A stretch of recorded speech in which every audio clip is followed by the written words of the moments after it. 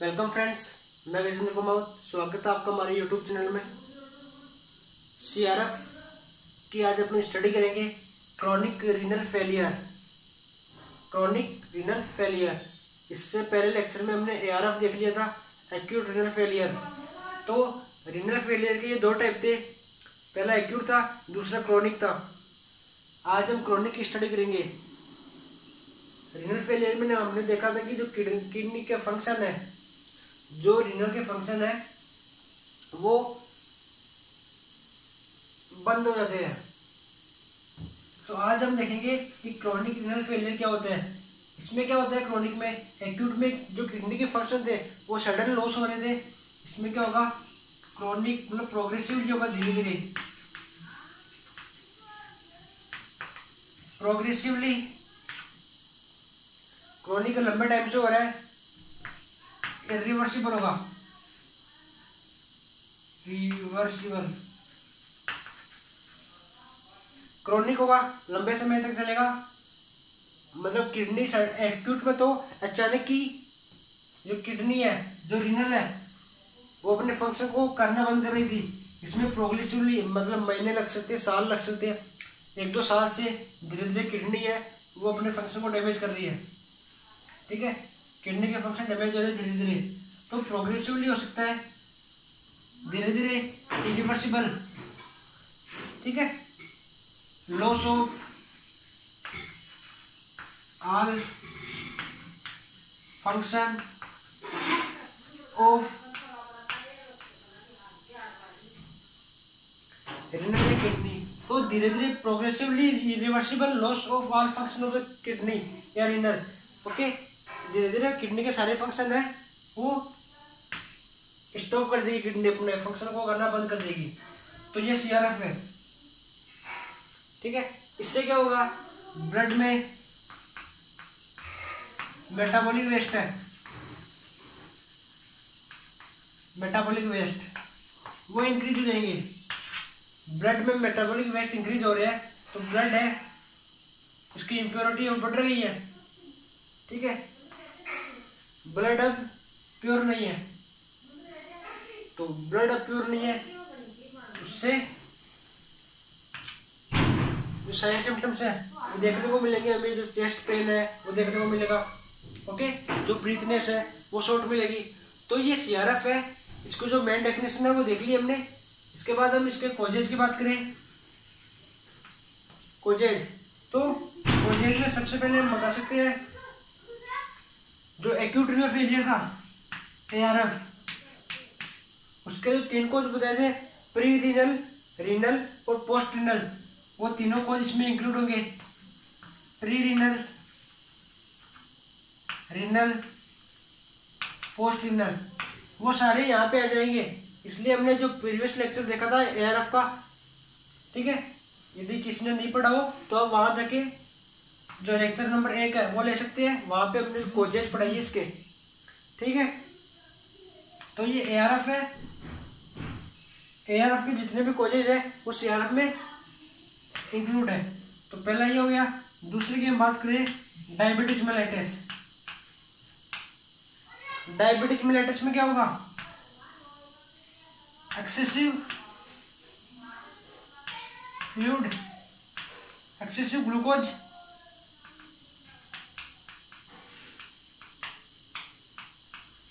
Body में glucose है उसका लेवल है वो बढ़ जाएगा। तो बॉडी में ग्लूकोज का लेवल बढ़ गया मतलब हाइपरवोलेमिक होगा।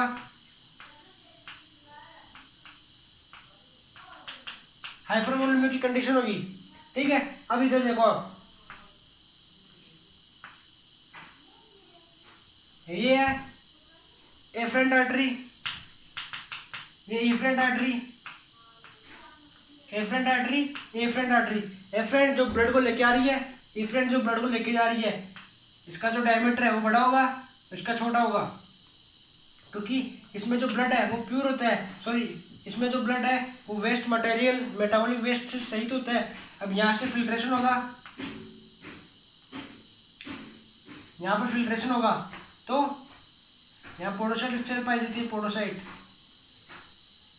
यहाँ फिल्ट्रेशन होगा तो प्योर ब्लड आगे जाएगा। इससे क्या ब्लड है उसकी जो वेसल से ये, ठीक है, आर्टरी है, यहाँ का जो डायमीटर है वो कम है और यहाँ का ज़्यादा है, क्योंकि यहाँ पे ब्लड है, उसमें मेटाबॉलिक वेस्ट ज़्यादा है और यहाँ पे नहीं है।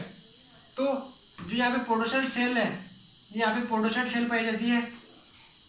अब जब डीएम है, डायबिटीज मेलाइटिस है, इसमें ग्लूकोज का लेवल है वो ज़्यादा है, मतलब लंबे समय से ग्लूकोज है, पेशेंट में डायबिटीज मेलाइटिस है लंबे समय से, तो यहाँ पे जो पोडोसाइट सेल्स है इसमें जो ये पोर पाए जाते हैं, ठीक है, लंबे समय से यहाँ पे ग्लूकोज है वो, यहाँ पे ग्लूकोज का एक्यूमुलेशन हो जाएगा, जिससे क्या होगा, ग्लूकोज क्या करेगा, जो ये नेफ्रॉन है उनको डैमेज कर देगा और यहाँ पे जो इनका पोर है वो बंद हो जाएंगे।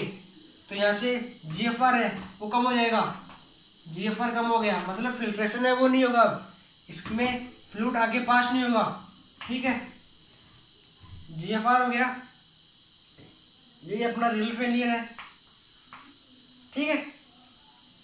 ये डायबिटीज की कंडीशन आ गई। डायबिटीज की कंडीशन कब आती है, जब इंसुलिन है, इंसुलिन का अमाउंट है डिक्रीज हो जाए।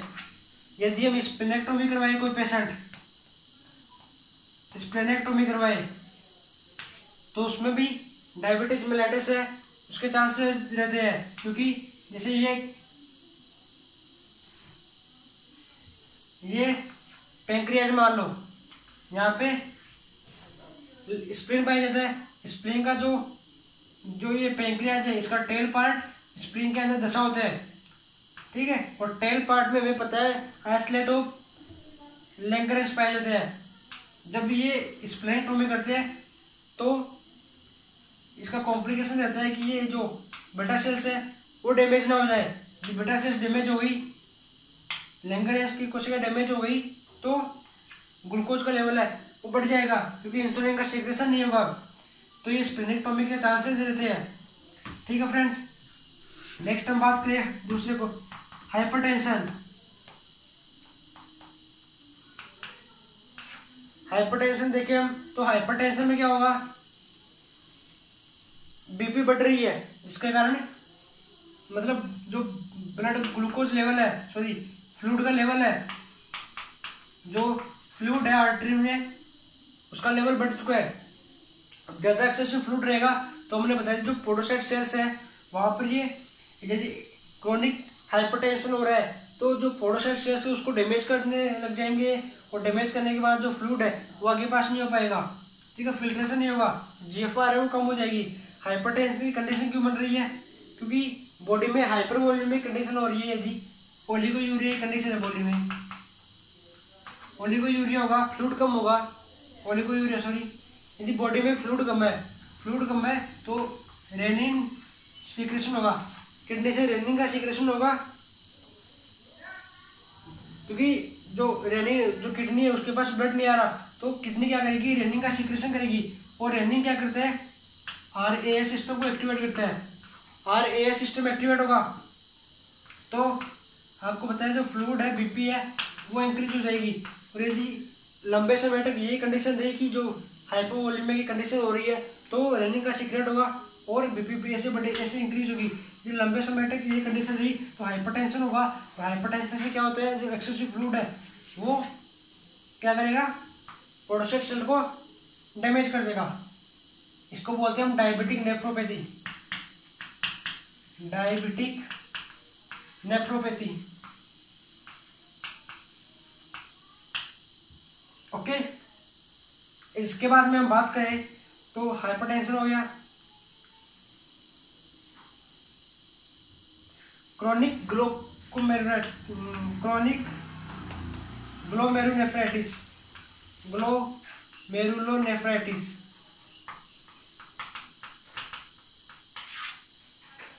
ग्लोमेरुलोनेफ्राइटिस में क्या होता है आपको पता है, जो ग्लोमेरुलस का पार्ट है,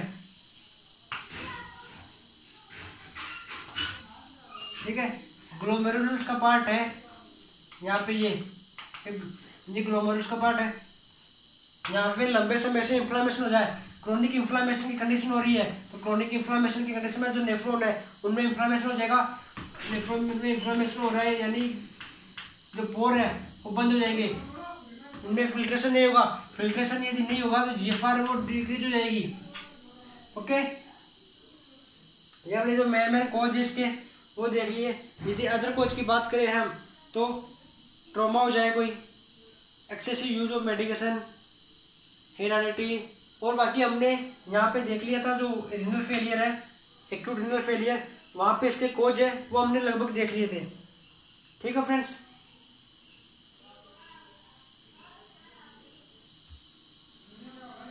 यदि हम पैथोफिजियोलॉजी की बात करें तो due to aetiological factor, aetiological factor देखे थे हम जितने भी, उससे क्या हो रहा था, जीएफआर है वो डिक्रीज हो रही थी। ठीक है, एटियोलॉजिकल फैक्टर थे, उससे जीएफआर है वो डिक्रीज हो रही थी। जीएफआर डिक्रीज कैसे होती थी, जब नेफ्रॉन काम नहीं कर रहे थे, तो डिक्रीज फंक्शन ऑफ नेफ्रॉन,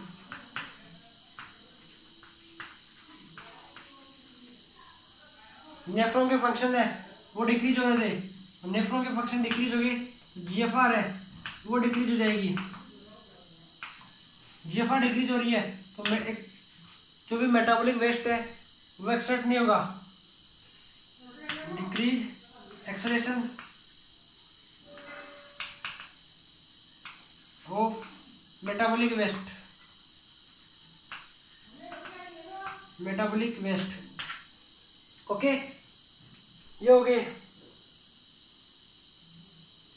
अब इसकी स्टेजेज है, स्टेज की बात करें हम या फेज की बात करें तो जो पहली स्टेज होती है उसमें क्या होता है, क्योंकि ये प्रोग्रेसिव होता है, धीरे धीरे होता है, तो पहली स्टेज होती है वहाँ पे 40 से लेकर 75 तक जो % तक जो नेफ्रॉन है वो वर्क करना बंद कर देंगे, उनके वर्क है वो नहीं होंगे। ठीक है, अब इससे क्या होगा, 40 से 75% नेफ्रॉन है वो काम नहीं कर रहे। तो हमने सुना है कि जो किडनी है, सबने सुना आपने भी, एक किडनी जब खराब हो जाए तो दूसरी किडनी है उसको मेंटेनेंस बनाए रखती है, फिल्ट्रेशन वगैरह बनाए रखती है। ठीक है, तो जो साइन और सिम्टम है क्लिनिक मैन्युफैक्चर है क्लाइंट के, वो नॉट अपीयर। ओके, सो ये अपीयर नहीं होंगे क्योंकि एक किडनी से काम कर सकते हैं। इसके बाद बात करें सेकेंड स्टेज की, 75 से 90%, यदि 75 से 90% तक जो नेफ्रॉन है वो डैमेज हो जाए, डैमेज, तो क्या होगा, इतने नेफ्रॉन डैमेज हो रहे हैं तो पेशेंट है उसमें साइन और सिम्टम देखने को मिलेंगे। अब निक्टोयूरिया,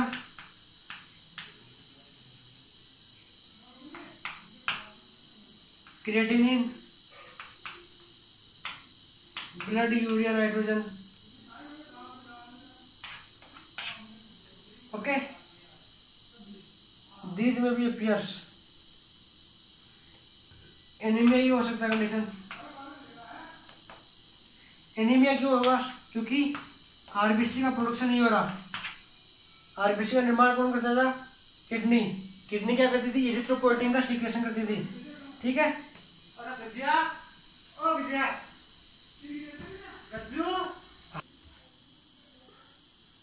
ये हमने देख लिया। इसके बाद इसकी थर्ड स्टेज है। थर्ड स्टेज में क्या होगा, लगभग 10% के लगभग जो नेफ्रॉन है वो शेष बचेंगे। ठीक है, 10% नेफ्रॉन बचेंगे तो इसमें मल्टीपल फंक्शन अपन को डैमेज देखने को मिल सकते हैं। ठीक है, मल्टीपल फंक्शन की प्रोसेस नहीं होगी।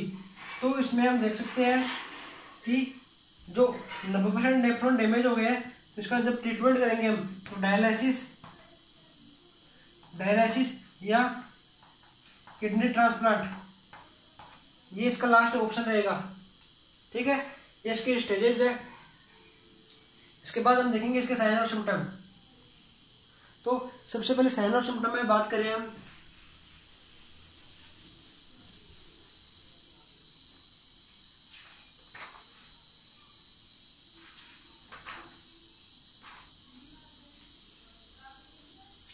जो साइन और सिम्टम है वो मैंने ARF है, एक्यूट रीनल फेलियर, वहां पे लगभग समझाए थे, वही साइन और सिम्टम यही होंगे।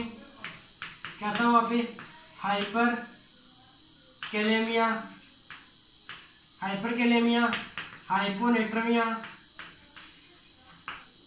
इंक्रीज ब्लड यूरिन नाइट्रोजन है तो क्या होगा, बीपी के ब्लड ब्रेन बैरियर को क्रॉस करेगा, तो सीजर्स की कंडीशन होगी, ठीक है, डिजीनेस होगा। इसके बाद हम बात करें तो यूरिक एसिड है, उसका लेवल इंक्रीज हो जाएगा, और जब ये जॉइंट में चला जाएगा तो गोइट बना देगा, गाउट। ओके, इसके बाद में देखिए हम तो बीपी है, हाई बीपी, इससे बढ़ेंगे हाइपोथायरॉयडिज्म,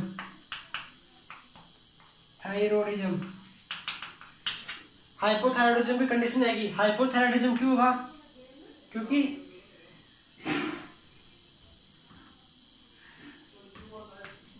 विटामिन डी है, उसका निर्माण कर रहा है किडनी।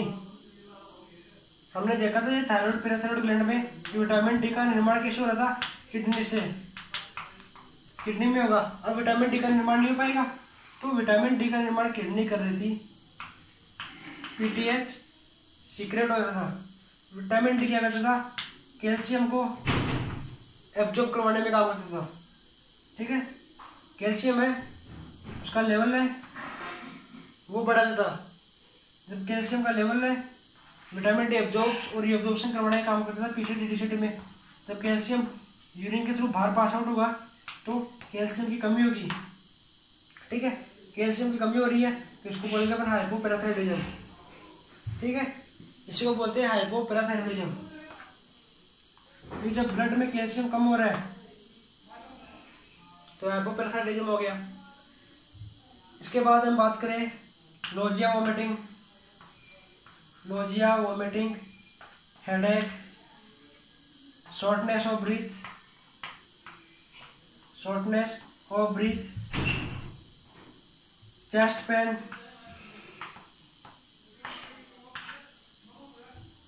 ओके।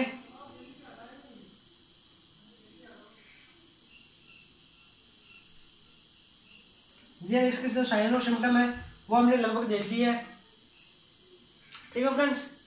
अब हम बात करें इसके डायग्नोसिस इवैल्यूएशन की, तो डायग्नोसिस इवैल्यूएशन में वही डायग्नोसिस करेंगे जो आपने एआरएफ में किए थे। जो एआरएफ के डायग्नोसिस है वही यहाँ पे होंगे सारे। हिस्ट्री डेली पेशेंट की फिजिकल एग्जामिनेशन कर लिया, जो ब्लड टेस्ट है वो करेंगे, पेशेंट का यूरिन का एनालिसिस करेंगे, यूएस अल्ट्रासोनोग्राफी कर लेंगे, इंट्राविनस प्लियोग्राम था वो कर लेंगे, ठीक है, एक्सरे, सीटी स्कैन। ये जो हमारा एआरएफ का लेक्चर है आप वहाँ पे जाके देख सकते हैं, एक्सप्लेनेशन अच्छे से किया हुआ है वहाँ पे, ठीक है। और उसका जो ट्रीटमेंट है, बाद में ट्रीटमेंट की बात करें हम यदि, तो ट्रीटमेंट में उनको हम देंगे जो मेडिकल ट्रीटमेंट है डायूरेटिक, क्योंकि हमने देखा था कि पेशेंट को हाइपर वोल्मिक कंडीशन थी, हाइपर वोल्मिक होगा तो एडिमा होगा, ठीक है। एडिमा होने से क्या होगा, एक्सेसिव फ्लूइड होगा, बॉडी में फ्लूइड ज्यादा होगा। पहला इसका साइन और सिम्टम देखा था कि एंकल में एडिमा होने पर सबसे पहले जो स्वेलिंग होती है वो एंकल में होती है, ठीक है।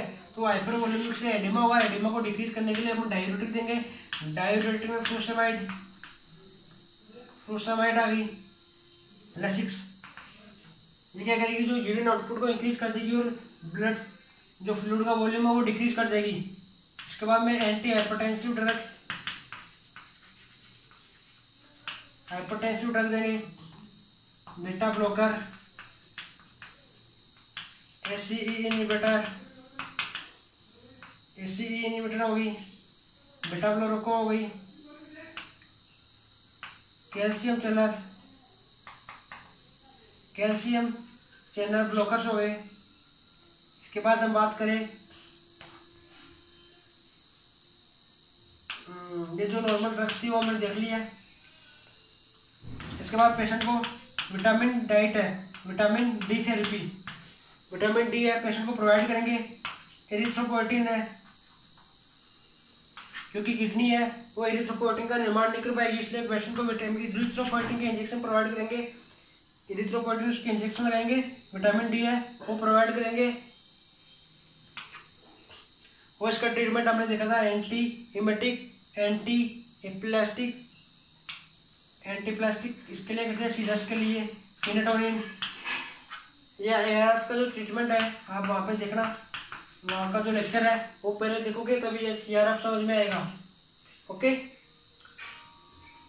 तो ये जो उसका ट्रीटमेंट है वो ये है लगभग, और आप एआरएफ में जाके देख लेना। अब इसके बाद में हम बात करेंगे डायलिसिस।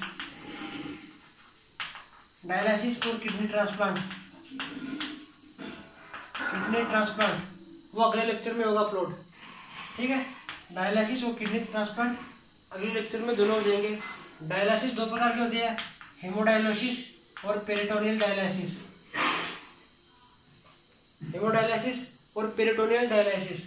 हेमोडायलिसिस है वो थोड़ा बड़ा है, पेरिटोनियल डायलिसिस है छोटा है। ओके, हम अगले लेक्चर में देखेंगे बाकी ये।